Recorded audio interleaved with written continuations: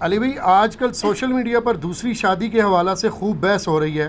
پاکستان کے قانون کے مطابق ایک مرد پہلی بیوی کی اجازت کے بغیر دوسری شادی نہیں کر سکتا، بلکہ صرف اجازت بھی ناکافی ہے، اس مرد کو مصالحاتی کونسل کے روبرو پیش بھی ہونا پڑے گا اور چیئرمین کی اجازت کے بعد ہی دوسری شادی کر سکتا ہے۔ اسلام کی اس حوالے سے کیا تعلیمات ہیں؟ یہ جس طرح کی باتیں آپ نے پڑھ کے سنائی ہیں، اس سے تو پھر قیامت تک وہ دوسری شادی نہیں کر سکتا۔ تو ظاہر اسلام کی یہ والی تعلیمات نہیں ہیں، اور یہ جتنے بھولے لوگ اس طرح کے سوالات کر رہے ہوتے ہیں ان کو بھی پتہ ہے کہ اسلام کی تعلیمات کیا ہیں، لیکن کوئی بولنے کی جرت نہیں کرتا۔ بہرحال میں اس کے اوپر دو چار باتیں ایک اولو العلم قائما بالقسط کے تحت انصاف پر قائم رہتے ہوئے، یعنی بالکل ایکسٹریم میں ریلیجس لوگوں کا بھی موقف اڈاپٹ نہیں کروں گا اور نہ بالکل ایکسٹریم سیکولر لوگوں کا۔ دونوں چیزوں کی اپنی جگہ اہمیت موجود ہے، لیکن اس کا بیلنس ہونا ضروری ہے۔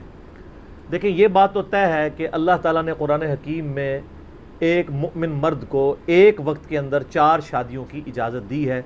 سورۃ النساء کے اندر شروع ہی کے اندر اللہ تبارک و تعالیٰ نے اس کے بارے میں ارشاد فرما دیا ہے، اور سورہ نساء کاش ہم پڑھنا سیکھیں اور خصوصاً اپنی بچیوں کو اور عورتوں کو اس کو ضرور سورہ نساء کو کور کروائیں تاکہ ان کو احکامات پتہ چلیں۔ بلکہ کل میں نے جمعہ پڑھا ڈاکٹر فرحت ہاشمی صاحبہ کی مسجد میں H11 کے اندر اسلام آباد میں، تو ان کے ہسبینڈ سے ملاقات ہوگی، ڈاکٹر زبیر ادریس حفظہ اللہ تعالیٰ، بڑے جینٹل مین ہیں۔ تو اسی ٹاپک پہ میں ان سے ڈسکشن کر رہا تھا، تو پتہ چلا کہ انہوں نے سمر کورس شروع کروایا ہوا ہے 1 مہینے کا، 12 جون سے لے کے 12 جولائی تک، جس میں جو تھوڑی سمجھدار بچی ہیں ان کو وہ سورہ نساء مکمل کور کرواتے ہیں۔ جی، سورہ نساء کے اندر بے شمار مضامین ہیں، شرک کا ٹاپک بھی ایڈریس ہے، ایمانیات بھی ہے، منافقت کے اوپر بھی ہے، عورتوں کے احکامات بھی ہیں، معاشرے کے پسے ہوئے طبقے جو ہیں ان کے کیا حقوق ہیں، وہ ساری ڈیٹیلز ہیں۔ اور وہ بتا رہے تھے کہ زبردست بات کہ اگر آپ نے اس کورس کو جوائن کرنا ہے آپ کو سرٹیفکیٹ ملے گا، آپ اگر جوائن نہیں کرنا چاہتے یا چند ایک کلاسیں اٹینڈ کرنا چاہتے ہیں جب آپ کو ٹائم ملے، تو آپ اسی کورس میں پیچھے آڈینس کے طور پہ بیٹھ کے پورا کورس اٹینڈ بھی کر سکتے ہیں۔ سرٹیفکیٹ آپ کو نہیں ملے گا لیکن نالج تو پھر بھی مل جائے گا۔ جی، تو یہ چیزیں اگر ہم نے کور کی ہوتی نا، تو آج لوگوں کے لیے یہ سوالات کرنا عجیب و غریب معاملہ نہ بن جاتا۔ یہ دیکھیں سورہ نساء کی آیت نمبر ہے 3، اس میں اللہ تعالیٰ فرماتا ہے فَانْكِحُوا مَا طَابَ لَكُم مِّنَ النِّسَاءِ مَثْنَىٰ وَثُلَاثَ وَرُبَاعَ، پس نکاح کرنے کی اجازت ہے۔ ایک کانٹیکسٹ میں بات ہو رہی ہے، آج وہ ڈیٹیلز میں جانے کی ضرورت نہیں تمہیں، کہ تم عورتوں سے نکاح کر سکتے ہو 2 عورتوں کے ساتھ، 3 کے ساتھ، 4 کے ساتھ۔ فَإِنْ خِفْتُمْ أَلَّا تَعْدِلُوا، اور اگر تمہیں یہ ڈر ہو کہ تم ان کے درمیان انصاف نہیں کر سکو گے، فَوَاحِدَةً أَوْ مَا مَلَكَتْ أَيْمَانُكُمْ، تو پھر ایک ہی بیوی کے اوپر اکتفا کرو۔ ہاں، مگر جو ہاتھ کا مال یعنی کنیزیں، جو آج کل ایبسلیٹ ہو چکا ہے ایشو، اس زمانے میں تھا، وہ رکھ سکتے ہو لیکن بیوی ایک ہی رکھو۔ ذَلِكَ أَدْنَىٰ أَلَّا تَعُولُوا، یعنی یہ اس چیز کے قریب ہے کہ تم حد سے تجاوز کر جاؤ۔ اس کے اگینسٹ یہ اللہ تعالیٰ نے تمہیں ایک سلوشن دے دیا کہ تم 2 بیویوں کے ساتھ، 3 کے ساتھ، 4 کے ساتھ ایک وقت کے اندر، اگر ان میں سے کوئی ایک فوت ہو گئی یا کسی کو طلاق دے دی تو پھر آپ کے پاس 3 آ گئی، پھر آپ ایک اور شادی کر سکتے ہیں۔ یعنی کہ زندگی میں 4 شادیاں، اور یہ بھی صرف اجازت ہے، حکم نہیں ہے کہ 4 ضرور کرنی ہے، 4 کی گنتی پوری کرنی ہے، یہ اجازت ہے اسلام میں۔ اور ظاہر ہے اس کے اندر کئی ایک حکمتیں ہیں۔ آج بھی اگر آپ یورپ میں، امریکہ میں اور اسی طریقے سے رشیا میں ان کے فگرز لیں نا گوگل سے جا کے، تو لاکھوں میں نہیں، ملینز میں وومنز زیادہ ہیں مردوں کی نسبت۔ صرف یہ ہمارا پڑوسی ملک انڈیا ہے جہاں پہ مردوں کی تعداد عورتوں سے زیادہ ہے، باقی کسی ملک میں ایسا نہیں ہے۔ اور اس کے پیچھے ریزن یہ ہے کہ 8 سے 15 سال پہلے بھی یہ حالت تھی کہ روزانہ 3000 بچیاں پریگنینسی میں ضائع کر دی جاتی تھی، روزانہ۔ ظاہر ہے 1 ارب سے زیادہ آبادی ہے، 1 ارب میں تو 3000 جو ہے وہ آٹے میں نمک بھی نہیں ہے۔ جی، ارب پتہ ہے آپ کو کتنا فگر ہے؟ اگر روزانہ 24 گھنٹے آپ گنتے رہیں اور کوئی کام نہ کریں، نہ سوئیں نہ کھائیں نہ پئیں، تو 25 سے 30 سال چاہیے 1 ارب گننے کے لیے. تو 1 ارب سے اب تو 1.5 ارب کے قریب ان کی آبادی ہونے، اس میں 3000 کچھ بھی نہیں ہے. تو یہ کرتے کرتے اب یہ حالت ہو گئی ہے کہ وہاں پہ مردوں کی تعداد عورتوں سے زیادہ ہو گئی ہے. ادروائز پوری دنیا کے اندر عورتوں کی تعداد مردوں سے زیادہ ہے. اس لیے کہ عموماً ایکسیڈنٹس میں مرد ہی مرتے ہیں، جنگوں میں مرد ہی مرتے ہیں کیونکہ پریکٹیکلی نکلتے ہیں باہر. اس کے علاوہ بیماریوں کے خلاف جو ریزسٹنس عورتوں میں مردوں کی نسبت زیادہ ہے، اس لیے مرد زیادہ مرتے ہیں جلدی بنسبت عورتوں کے. کئی ایک اور ریزنز بھی ہیں. اس کی وجہ سے ایوریج ملینز کی تعداد میں، لاکھوں میں نہیں ملینز میں، عورتوں کی تعداد مردوں سے زیادہ ہے آل اوور دا ورلڈ.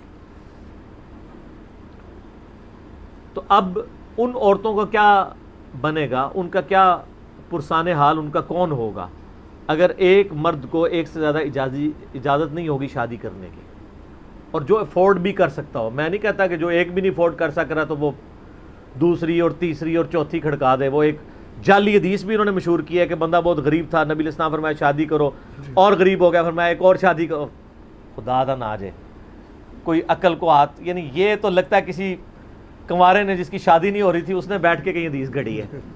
یہ کہاں سے یہ حدیثیں ہیں؟ بخاری اور مسلم کے اندر حدیث موجود ہے. نبی علیہ السلام نے فرمایا اے نوجوانوں کے گروہ، تم میں سے جس کے پاس استطاعت ہو تو وہ نکاح کرے، اور جو استطاعت نہیں رکھتا تو وہ روزے رکھ کے اپنی شہوت کو ٹھنڈا کرے. تو یہاں استطاعت سے مراد فائنینشیل استطاعت ہے، دوسری والی استطاعت نہیں ہے کہ وہ مرد ہے یا نہیں ہے. مرد تو ہے، پھر کس چیز کی استطاعت کہی جا رہی ہے کہ اگر استطاعت نہیں ہے تو روزے رکھ کے شہوت کو ٹھنڈا کرو، استطاعت ہے تو نکاح کر لو. تو یہ اللہ تبارک و تعالیٰ نے ایک بیسک ہیومن نیڈ کو فلفل کرنے کا ایک ذریعہ بنایا ہوا ہے. لیکن یہ بات یاد رکھیے گا، اسلام نے ایک بیوی رکھنے کی اجازت، یعنی 4 کی اجازت دی ہے، حکم نہیں دیا کہ ضرور 4 ہی کرنی ہے. اور ساتھ یہ بھی فرمایا کہ اگر تمہیں خدشہ ہو کہ تم انصاف نہیں کر سکو گے تو ایک عورت کے اوپر اکتفا کر لو، ایک عورت کے اوپر. بیسیکلی اسلام نے یہ پابندی لگائی تھی کہ 4 سے زیادہ شادیاں نہیں کر سکتے، کیونکہ اسلام سے پہلے لوگوں نے 20 سینکڑوں شادیاں کی بھی ہوتی تھی. حتیٰ کہ جب باپ مرتا تھا تو جو بڑا بیٹا ہے وہ باپ کی ساری بیویاں قابو کر لیتا تھا. اس کا حکم بھی پھر قرآن میں نازل ہوا کہ یہ حرام ہے تم پہ. سورہ نساء کے اندر ہی آگے جا کے محرمات ابدیہ کا ذکر آ گیا سورہ نساء کی آیت نمبر 23-24 میں کہ اب یہ ہمیشہ کے لیے تم پہ حرام ہو چکے ہیں. کون کون سے رشتے ہیں؟ ان میں وہ بھی ہیں کہ جن سے تمہارے باپ نے ازدواجی تعلق قائم کیا ہے تو وہ عورتیں بھی اب تم پہ حرام ہو جائیں گی، یا تم نے جن سے ازدواجی تعلق قائم کیا ہے تمہارے باپ کے اوپر وہ عورت حرام ہو جائے گی. تو اسلام نے باؤنڈ کیا کہ آپ 4 زیادہ سے زیادہ کر سکتے ہیں، کیونکہ لوگ سینکڑوں میں کرتے تھے. اور ساتھ یہ کہہ دیا کہ اگر انصاف نہ کر سکو تو ایک پر اکتفا کر لو. لیکن یہاں پہ انصاف سے مراد ہے وقت دینے کا انصاف، فائنینشیل ریسورسز کا انصاف، یعنی برابر کا جیب خرچ، ایک جیسی رہائش دینا دنیاوی سرکمسٹانسز کے مطابق. باقی جو دلی رجحان ہے وہ تو ظاہر ہے کہ انسان کسی کے بارے میں فیصلہ نہیں کر سکتا. جو عورت اچھے طریقے سے ریسیو کرتی ہے تو ظاہر ہے آپ کے دل میں اس کے لیے قدر آئے گی، اور جو آپ کو گالیوں کے ساتھ ریسیو کرتی ہے وہ چاہے کتنی خوبصورت ہو آپ کو اچھی نہیں لگے گی. یہ خوبصورتی اور یہ ساری کہانیاں جو ہے نا شادی سے پہلے ہوتی ہیں، شادی کے بعد تو بالکل کوئی اور ہی دنیا ہے. اس لیے میں کہتا ہوں یہ جو شادی ہے نا یہ ہاتھی کے دم ہے، اس کے پیچھے جو ہاتھی لگا ہوا ہے نا وہ شادی کے بعد نظر آتا ہے. پھر یہ ساری دم بھول جاتے ہیں لوگ، ٹھیک ہے نا. بہت بڑا ہاتھی ہے اس کے ساتھ. تو انصاف ان معاملات میں نبی علیہ السلام کے بارے میں صحیح حدیث کے اندر آتا ہے کہ آپ صلی اللہ علیہ وآلہ وسلم بھی کہا کرتے تھے اللہ میں اپنی طرف سے انصاف کرتا ہوں، باقی جو دلی رجحان کا معاملہ ہے تو میں تیری طرف رجوع لاتا ہوں. وہ ظاہر برابر تو نہیں ہو سکتا لیکن میں اپنی طرف سے کوشش کرتا ہوں. تو وہ اسی کی آپ کو مکلف ٹھہرایا گیا ہے، دلی رجحان کا مکلف نہیں ہے. خرچہ برابر کریں، رہائش ایک جیسی دیں، اس کا ہے. بلکہ اللہ تعالیٰ نے بڑی مہربانی فرمائی ہے، ورنہ تو کوئی شخص دوسری شادی ہی نہ کر سکتا. سورہ نساء کے اندر ہی آگے چل کے نا اللہ تعالیٰ نے اس ٹروتھ کو ریویل بھی کر دیا خود ہی، یعنی اللہ تعالیٰ نے بینیفٹ آف ڈاؤٹ دے دیا. آیت نمبر ہے 129. وَلَن تَسْتَطِيعُوا أَن تَعْدِلُوا بَيْنَ النِّسَاءِ وَلَوْ حَرَصْتُمْ، اور تم ہرگز عورتوں کے درمیان انصاف نہیں کر سکو گے چاہے کتنا ہی ہرس کر لو. صحیح. یہ اللہ تعالیٰ خود مان رہا ہے کہ نہیں کر سکو گے، تو پھر 4 کی اجازت کیوں دی ہے؟ تو اللہ تعالیٰ فرمایا کہ کیا کرو، فَلَا تَمِيلُوا كُلَّ الْمَيْلِ فَتَذَرُوهَا كَالْمُعَلَّقَةِ، تو پھر ایسا کرو کہ یعنی جتنی کوشش ہو سکتی ہے وہ تو انصاف کرو، لیکن ایسا نہ ہو کہ تم ایک ہی کی طرف جھک جاؤ اور باقی جو ہیں وہ لٹک جائیں ہوا کے اندر، معلقہ ہی ہوں کہ نہ وہ طلاق یافتہ ہیں اور نہ وہ مرد والی ہیں، یعنی ایک ہی بیوی کے ساتھ زیادہ قربت ہوگی اور باقی کو اس کے برے حال کے اوپر چھوڑ دیا. تو یہ کام نہ کرو. وَإِن تُصْلِحُوا وَتَتَّقُوا فَإِنَّ اللَّهَ كَانَ غَفُورًا رَحِيمًا، اور اگر تم یعنی اصلاح کی روش اختیار کرتے ہو اور تقوی کی روش اختیار کرتے ہو تو بے شک اللہ تعالیٰ بخشنے والا مہربان ہے. تو اللہ تعالیٰ نے سورہ نساء کے اندر خود ہی فرما دیا کہ تم انصاف تو نہیں کر سکو گے، بس یہ کر لیا کرو ایک طرف مکمل جھک نہ جاؤ، برابری اپنی طرف سے رکھنے کی کوشش کرو. تو اسلام نے ایک وقت میں ایک مرد کو 4 شادیوں کی اجازت دی ہے. ٹھیک ہے، تو اس اجازت کے لیے نہ تو کسی سپریم کورٹ کی ضرورت ہے، نہ کسی حاکم وقت کی ضرورت ہے، نہ کسی مصالحاتی کونسل کی ضرورت ہے، اور نہ پہلی بیوی کی اجازت کی ضرورت ہے.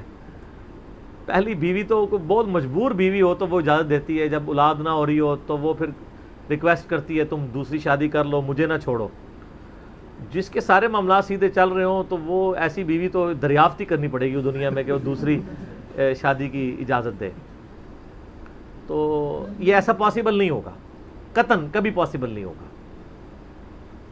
باقی یہ جو گورنمنٹ نے یہ قانون بنایا ہے، پہلے تو تھا دوسری بیوی کے لیے پہلی کی اجازت کا، تو اس کی انٹینشن بری نہیں تھی، لیکن اسے حلال و حرام کے درجے پہ نہ فائز کر دیا جائے.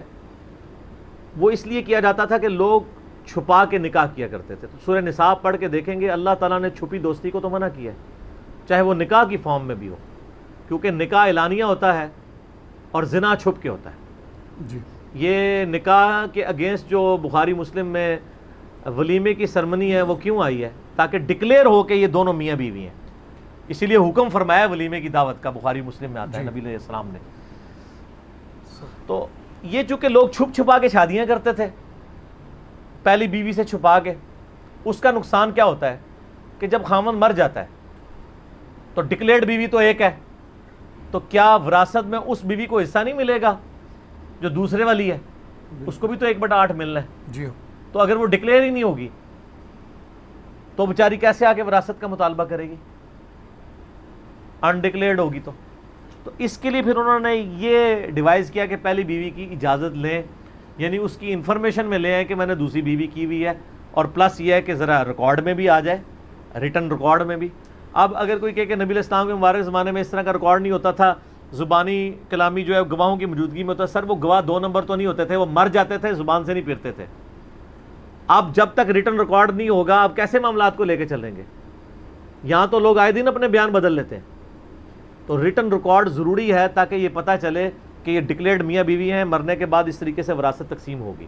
زندگی موت تو نہیں کسی کو پتہ، یا کسی کو پتہ ہے کہ میں جناب کب مروں گا تو میں پہلے ہی وصیت کر دوں گا کہ یہ میری بیوی ہے، میرے مرنے کے بعد فلاں میرا دوست ہے اس کے پاس پرچی رکھی ہے، وہ پڑھے گا کہ ہاں جی اس کی اتنی بیویاں تھیں. جی. ایسے تو نہیں ہوگا. تو اس لیے ڈکلیئر کرنا ضروری ہے، ڈکلیئر ہونا چاہیے.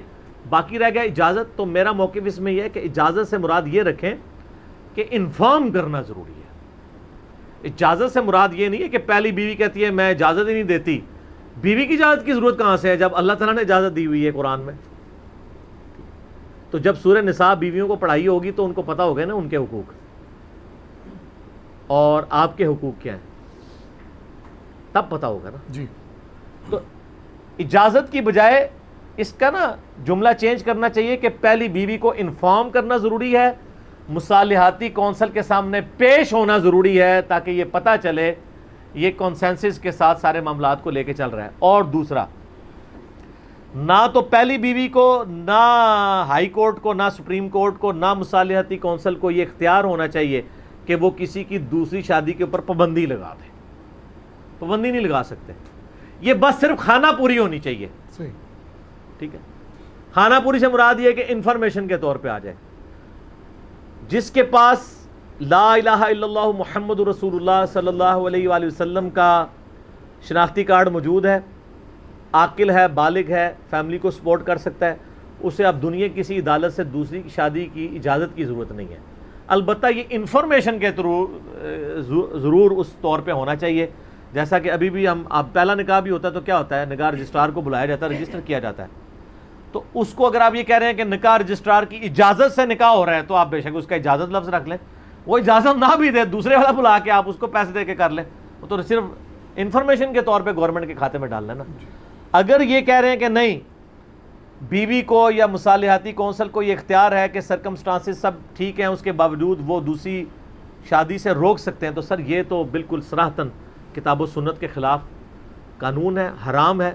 اور ہمارے پارلیمنٹیرینز اور خصوصاً وہ علماء دین جو قومی اسمبلی میں اور سینٹ میں جو ہے وہ تلاوت کے ساتھ آغاز کرواتے ہیں اور وہاں اذان کا بھی وقفہ ہوتا ہے، تو یہ صرف ظاہری صرف اسلام نہ رہے. ان کو چاہیے کہ اس کے خلاف آواز بلند کریں اور لوگوں میں اویئرنیس پیدا کریں کہ یہ چیز اسلام کے بالکل خلاف ہے اور اس کی قطعاً کوئی اجازت نہیں ہے کہ آپ گورنمنٹ کے اوپر یا سپریم کورٹ کے اوپر یا مصالحاتی کونسل پہ یا پہلی بیوی پہ چھوڑ دیں کہ وہ اجازت دے گی. ہاں، اس کو اعتماد میں لیں. اعتماد سے مراد یہ نہیں کہ اس کو راضی کریں، نہیں، اعتماد سے مراد یہ ہے کہ اس کو بتا دیں کہ ایسا ہے. ٹھیک ہے، مصالحاتی کونسل کو بھی جا کے بتا دیں میں دوسری شادی کر رہا ہوں، لیکن ان کو اختیار نہیں ہو سکتا کہ وہ روک دیں. کیوں کر رہا ہے یہ نہیں آپ کر سکتے. یہ تو شریعت کے اندر دخل اندازی ہے اور یہ قطعاً حرام ہے. اور اس کو سپورٹ کرنے والے بھی یعنی خوف خدا کریں، ان کو دیکھنا چاہیے کہ وہ کس طرف جا رہے ہیں.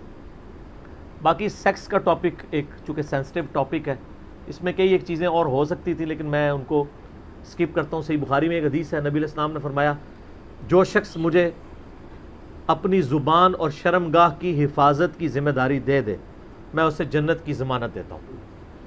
وہ ضمانت یہ دے دیں. تو یہ بہت کرٹیکل ایشو ہے اور عورت کا فتنہ بہت بڑا فتنہ ہے. قرآن حکیم میں جو بڑے فتنے گنوائے گئے ہیں ان میں پہلے نمبر پہ عورت ہے. زُيِّنَ لِلنَّاسِ حُبُّ الشَّهَوَاتِ مِنَ النِّسَاءِ، مزین کر دیا گیا ہے دنیا کی جو شہوت والی چیزیں ہیں ان میں سے نمبر 1 عورتیں. جو فرائیڈ ہے وہ صحیح کہتا ہے نا، سیکس سب سے امپورٹنٹ جذبہ ہے، کوئی شک نہیں ہے. صحیح بخاری میں حدیث ہے، نبی علیہ السلام نے فرمایا میں اپنی وفات کے بعد تمہارے لیے سب سے بڑا فتنہ عورت چھوڑ کے جا رہا ہوں. یہ فتنہ پنجابی والا نہیں ہے کہ عورتیں ختم کر دو. فتنہ سے مراد ہے آزمائش، کہ عورتوں کے ذریعے آزمائش کی جائے گی تمہاری. اب عورت کتنی بڑی آزمائش ہے. عورت اپنے خاوند کے لیے بھی آزمائش ہے، عورت اپنی اولاد کے لیے بھی آزمائش ہے، عورت اپنے ماں باپ کے لیے بھی آزمائش ہے، اپنے بھائیوں کے لیے بھی آزمائش ہے. تبھی تو یہ ظالمانہ غیرت کے نام کے اوپر قتل ہو رہے ہوتے ہیں. غلط ہیں بالکل، لیکن ایک عورت کے گرد سب کچھ گھوم رہا ہوتا ہے نا جی. تو اس لیے عورتوں کو اللہ تعالیٰ نے جہاں پہ اتنی ان کے ساتھ سختی والا معاملہ کیا ہے، دوسری طرف اللہ تعالیٰ نے ان کو پریویلیجز بھی بہت دیے ہیں کہ وہ بچپن پہ اپنے باپ کے اوپر ڈپینڈنٹ ہے، جوانی میں اپنے خاوند کے اوپر ڈپینڈنٹ ہے، بڑھاپے میں اپنی اولاد کے اوپر. اور سنن نسائی کے اندر حدیث موجود ہے صحیح سند کے ساتھ کہ نبی علیہ السلام نے فرمایا جنت تمہارے ماں کے قدموں کے قریب ہے. باپ کے قدموں کا تو ذکر نہیں ہے. عورت کو کتنا حق دیا ہے اللہ نے.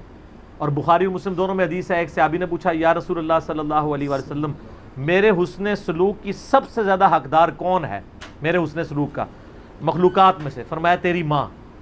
دوسری دفعہ پھر پوچھا، فرمایا تیری ماں. تیسری دفعہ پھر پوچھا، پھر فرمایا تیری ماں. چوتھی دفعہ کہا تیرا باپ. تو یہاں پہ دیکھ لیں ماں کے 3 درجے ہیں اور چوتھے نمبر پہ باپ کا درجہ ہے. باقی سیکس کے کریٹیکل ٹاپک کے اوپر میں نے ایک ڈیٹیل لیکچر ریکارڈ کروا دیا، مسئلہ نمبر 155. آپ یوٹیوب کے اوپر جا کے لکھیں گے 155 مسئلہ، یا آپ سیکس، نکاح اور اس طریقے سے الفاظ لکھ کے میرا نام انجینئر محمد علی مرزا لکھ دیں تو وہ سارے کے سارے کلپس، وہ ویڈیوز کھل جائیں گی. میں نے ڈیٹیل کے ساتھ ان ایشوز کے اوپر بات کی ہے. باقی اس حوالے سے جو میرا پوائنٹ آف ویو تھا میں نے عوام الناس کے سامنے رکھ دیا. جزاک اللہ.